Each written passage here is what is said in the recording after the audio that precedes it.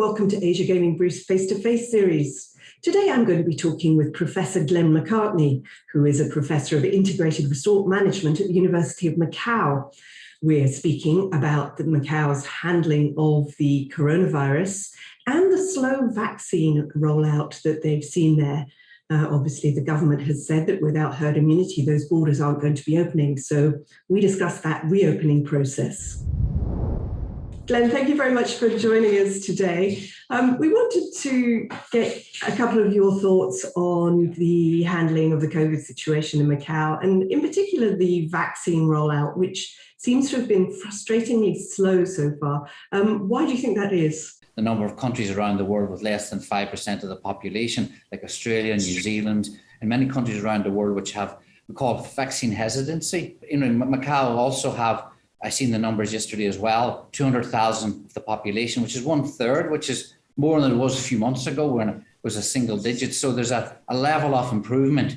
Hong Kong is nearly 20%. These numbers are important for us when data is important for us when we reopen borders. The medical data is important for us when we look at border reopening. And as I say, the mandates around travel. So there's a research just brought out this morning from the University of Macau that was conducted by a team, which says that about 60, 70, maybe even 80% of Macau people would take a vaccine. So it's called vaccine hesitancy, not vaccine reluctance, which means they would, with a little bit of a push, what that push would be, we can discuss, would take a vaccine.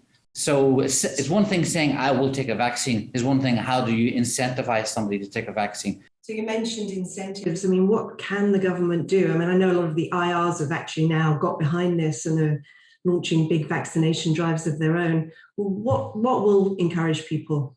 I think the theme of our today is vaccines will help Macau reopen and bring in, that's the reopening recovery. It will ramp up the recovery. So that's the theme of why we're talking about why we need more vaccination. Now, the integrated resorts some weeks back got really behind the efforts, and you can see the numbers now. A lot of the reason why in the past 4 weeks is because the integrated resorts have put their efforts behind and have incentivized with cash and lucky draws and days off work. I mean, that's not a new strategy. It's been employed throughout the world, as you can see, for people from states and countries and cities to try to get their community and population vaccinated. So that has worked, absolutely. The private sector have, particularly integrated resorts, have got behind it, and you see the numbers because of that. Do you think the government ought to deploy some kind of incentive system like this? Well, the government already have doing quite a lot. I mean, we have one of the research this morning, and I think it's a very important point, is it easy to get a vaccine? It's very easy to get a vaccine in Macau. There's multiple locations around Macau to get a vaccination. It's highly convenient to get a vaccination. It's more inconvenient to get a COVID-19 test. There's a big communication campaign throughout Macau, banners, posters, on billboards, etc. So there's a lot of messaging. Maybe messaging is one thing that I've been looking at on the research, which says maybe your messaging should change somewhat. Rather than some of the images and messaging it's a marketing thing. When we look at the world of marketing, we look at what works now. We call it the product adoption curve. You could say the vaccine adoption curve. As you go along it, people like me immediately taking the vaccine, and as you go along it, then there's going to be people we call laggards, people at the very end that need a little bit more incentives, a little bit more messaging. And so, maybe have to change the public health messaging a little bit, more testimonials. And there was a company in Macau that recently just put a video out of people in Macau doing testimonials. So that was good to see. I think that's a good approach where it becomes more personal, why you need a vaccine, and I think the messaging changing somewhat the public messaging might be something that the government could tweak a little bit in order to get more people vaccinated. So how long do you think it will be before the government will feel a bit more confident in reopening the borders and easing travel restrictions? Well, again, this is something I researched, that me and my colleague, Jose Pinto, we published a paper in the Lancet Pacific Health Journal. We talked about the recovery, that we talked about specifically, we also mentioned the the travel corridor, we call the travel bubbles that have been in place in Macau since the third week of September last year. And if you do the numbers, I mean, Macau has brought in nearly 4 million people from mainland China through that very, very mandated travel corridor. And last month, you would have seen some incidents of little surges in coronavirus in Guangdong, and therefore the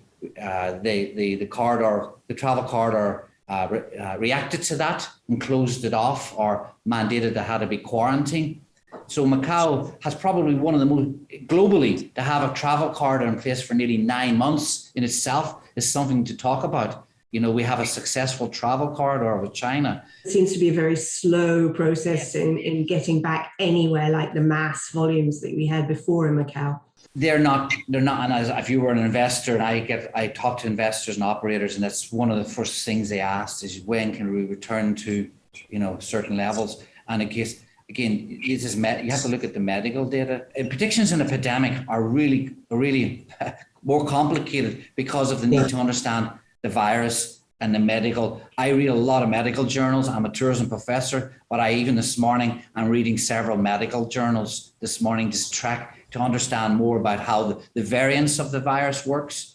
Not because I want to read medical data, but I want to understand what that means for border reopening, vaccination passports like the EU are rolling out.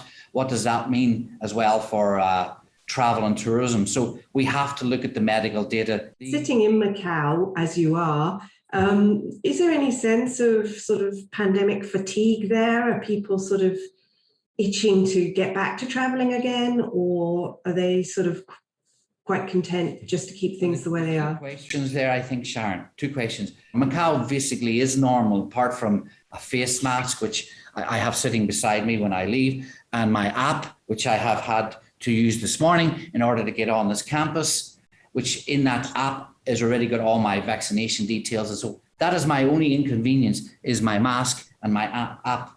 And but all the restaurants are open, the bars, the gyms, they have been open for multiple months. Life is normal in the Macau scenario. Now, when you talk about, itchy feet scenario, people who want to leave after being here for 1.5 years, but for many people, they could go to China. If you're a Macau resident, born in Macau, many people have been traveling to China, to Shanghai and Beijing already, and it's been open for many months. There are talks going on. How do you see that progressing? Well, the narrative about Hong Kong and Macau open has been around for many months, and I kept saying, no, it's not. We could come back to the medical data and also Macau's policy. Macau has said, going back many months, that when we close down to Hong Kong, the scenario would have to be this for us to reopen. And that would be, for example, Hong Kong, which is playing out today, would have to go 2 weeks. And I said, maybe even extend beyond that, 3 weeks, even more, that Hong Kong doesn't have any cases of COVID-19, community cases within the community. That will be one factor. I think the other factor which we see play out globally is a vaccination, that you would have to be vaccinated, right? Either a Macau person going to Hong Kong or a Hong Kong person coming to Macau. You would have to show your vaccination certificate. And again, that might also be an incentive for people in Macau who want to go to Hong Kong to shop and eat and sightsee, the vaccination certificate. One thing we do when you pilot a reopening with Hong Kong, and again mentioned this morning, is you limit it to the few so you can test the system as well. So the impact would be, unless you're bringing over high-end individuals to gamble, I think the impact would be not a lot to the gaming industry immediately, because it would be restrictive at the start. Of course, it'll have an impact, and it's a positive thing to see. But initially, I don't see it having a big impact in the gaming industry. But I think it's a welcome aspect, but not immediately. But it's good to see the wheels are turning, and these things will be in place. So will it open in 2 or 3 weeks? Possibly, with these types of conditions in place. But again, if Hong Kong reported a community case in the next 2 weeks, the circuit breaker will click into place again and the clock resets itself. In terms of Macau's positioning, would you say that this whole pandemic has perhaps helped to improve or further cement ties between Macau and China? Absolutely. It's had because, as you know, we've had this travel corridor in place in September, and that has really cemented our links with China. In recent months, the Macau Government Tourism Office, along with Integrated Resorts, and I would for a first perhaps have all joined together in a marketing campaign throughout some of the major cities of China. They've been doing road shows, as you know, in many of the cities, showing the Integrated Resorts have been there, showing their many booths and many offerings, the non-gaming that they have, the restaurants and their various themed properties. So, and they've been joining in a campaign for promoting Macau, the city, into China. So absolutely, if anything, this has been a period of reinforcing with China. I've actually many months ago said this was an opportune time for us because many Chinese in China are restricted outbound as well. They can't go to Europe, they can't go to the major cities around the world that they were going to. You know, China is the world's #1 outbound highest yield travel segment. We know that. And I think for Macau, we can benefit by doing much more penetration into the second, third tier cities into China and making more people aware of Macau and what it has, particularly in the Cotai with Integrated Resorts. It's been happening and it's good to see. Okay, thank you very much. That was great stuff as ever, and very nice to talk to you. Thank you very much, Sharon, for having us on the show. Thank you for joining us. I've been speaking with Professor Glenn McCartney from the University of Macau. Please join us every Friday on Asia Gaming Brief's face-to-face series for our interviews with thought leaders in the Asian gaming industry.